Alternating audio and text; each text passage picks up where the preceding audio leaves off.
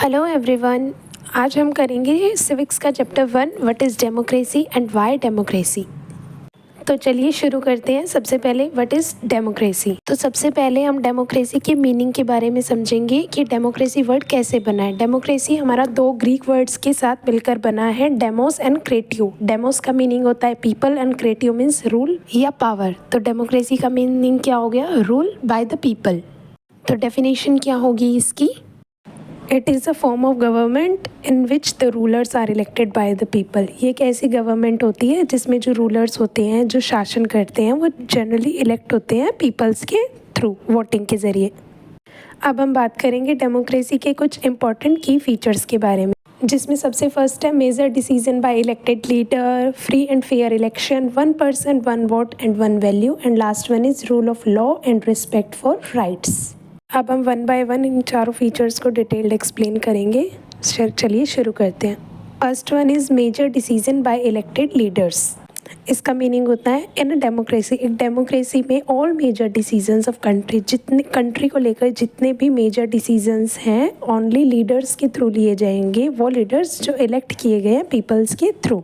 और अगर कभी कि हमारे जो इलेक्टेड लीडर्स हैं उनके डिसीजंस को अगर ना माना जाए तो किस तरीके से हमारी डेमोक्रेसी फेल हो सकती है, जिसका एक कॉमन एग्जांपल पाकिस्तान का है।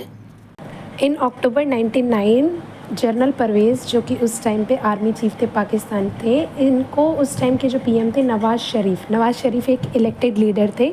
इन्होंने जनरल परवेज़ को हटा दिया था, लेकिन मुशर्रफ ने उनका फ़ैसला माना ही नहीं और उनकी जगह खुद की एक सरकार, मतलब नवाज़ शरीफ की सरकार गिरा दी और खुद ही पावर में आ गए। ठीक है, ये इंसिडेंट से हमें पता चलता है कि जब इलेक्टेड जो लीडर्स हैं उनके फ़ैसले को, उनके डिसीज़न को कोई रिस्पेक्ट नहीं करेगा तो ऐसे में डेमोक्रेसी हमारी फेल हो जाती है। Next one is free and fair election. मतलब क्या होता है इसका? Election are held at regular interval. Election जो है हमारे एक फिक्स्ड इंटरवल के बीच में होने चाहिए, वे voters have a genuine choice, जिससे कि वोटर्स के पास हमारी एक जेन्युइन चॉइस हो, and every candidate had equal chance to win, और हर कैंडिडेट को जीतने का इक्वल चांस मिले। एग्जाम्पल देखते हैं। चाइना में 2002 और 2003 में सिर्फ कम्युनिस्ट पार्टी के जो कैंडिडेट हैं सिर्फ वही इलेक्शन लड़ सकते थे, ऐसा रूल बना दिया गया था, जिससे कि वोटर्स के पास रियल चॉइस नहीं थी, जिस वजह से ये एक फ्री या फेयर इलेक्शन नहीं कहा जा सकता था। Move to the next point, one person one vote and one value. इसका मीनिंग है every citizen vote should have equal weight in election, कि किसी भी एक इलेक्शन में हर पर्सन का वोट इक्वली माना जाएगा। No one vote should be more value and less, कि किसी भी इंसान के वोट को हायर प्रायोरिटी या फिर किसी गरीब आदमी के वोट को लेस प्रायोरिटी, ऐसा कुछ भी नहीं है। Everyone should be equal. Example से समझते हैं। एस्टोनिया में 2000 से पहले वहाँ पर जितने भी एथनिक ग्रुप्स थे सबके लिए वोटिंग की एज अलग अलग थी। रशियंस जो थे, जो भी एस्टोनिया में रह रहे थे, उनके सभी के राइट्स भी तो अलग अलग थे।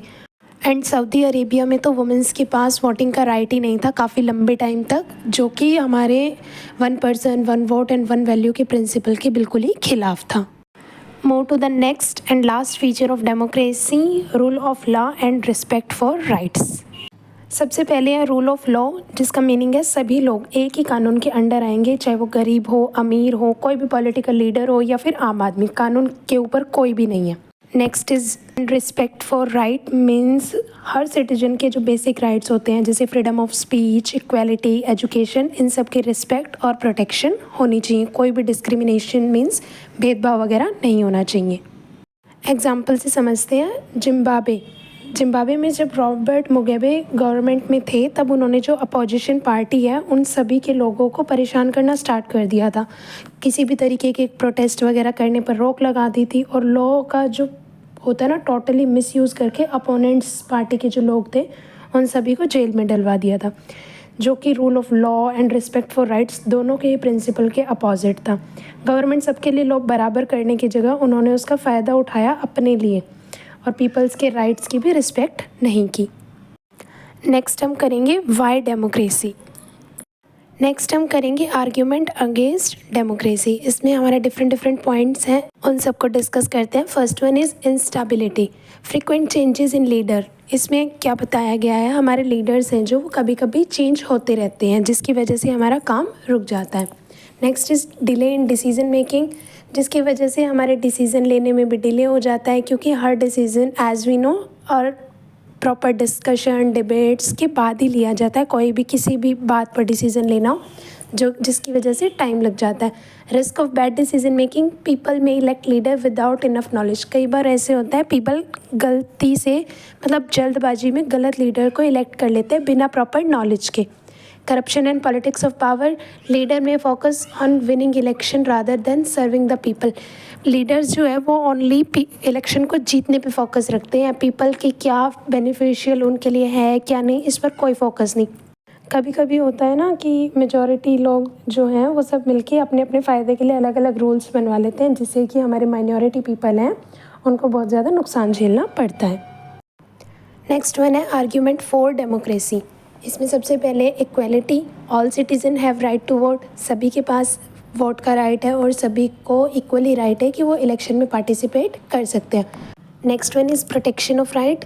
हर किसी के पास अपना फ्रीडम है स्पीच का, रिलीजन का और बाकी जो भी राइट्स है सभी के पास ये है। अकाउंटेबिलिटी मीन्स जवाबदेह होना किसी भी चीज़ के लिए।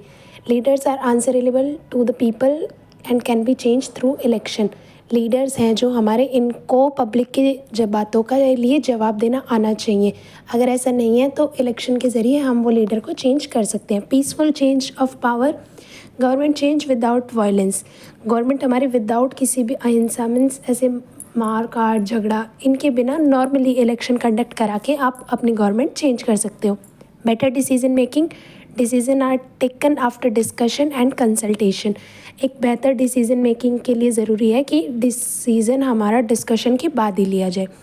Last one is dignity of citizen means every individual opinions matter. एक हर पर्टिकुलर इंडिविजुअल पर्सन का जो भी ओपिनियन होगा वो मैटर करेगा। ये नहीं है कि हाँ भाई ये तो नॉर्मल पीपल है इसकी बात नहीं सुनी जाएगी, ऐसा कुछ भी नहीं है। Next and last topic of unit, broader meaning of democracy. इसमें सबसे फर्स्ट है पीपल पार्टिसिपेशन। इसमें क्या बताया गया है कि इलेक्शन के टाइम सिर्फ वोटिंग करना ही डेमोक्रेसी नहीं है, बल्कि लोगों का काम है कि वो अपने पब्लिकली मैटर्स जो हैं रिलीजन वगैरह को लेके या फिर किसी भी डिस्कशन का पार्ट उनको होना चाहिए रेगुलरली बेसिस पे। Next is equally and respect for right. Her people को, हर सिटीजन, चाहे वो गरीब हो चाहे अमीर हो, किसी भी कास्ट का और रिलीजन का हो, किसी भी वजह से उसको कम नहीं समझना चाहिए। हर किसी की फ्रीडम की रिस्पेक्ट हमें करनी चाहिए। Next one is rule of law. Everyone including leader must follow the same law. चाहे कोई अमीर है, चाहे कोई गरीब है, चाहे कोई पॉलिटिकल लीडर है, सब कानून के नीचे है, कानून के ऊपर किसी को भी नहीं समझा जाएगा। नेक्स्ट वन इज़ अकाउंटेबिलिटी, जवाबदेह। Leader are answerable to the people, can be removed और क्वेश्चनड। इसका मीनिंग है जो भी लोग हमारी सरकार चला रहे हैं वो हमेशा पब्लिक के लिए अवेलेबल रहने चाहिए। मीन्स अगर पब्लिक को किसी चीज़ में कोई दिक्कत है या परेशानी है और पब्लिक अगर गवर्नमेंट से क्वेश्चन करती है तो उन्हें उस बात का जवाब देना चाहिए। लास्ट है हमारा social justice. Democracy also aim to remove inequality.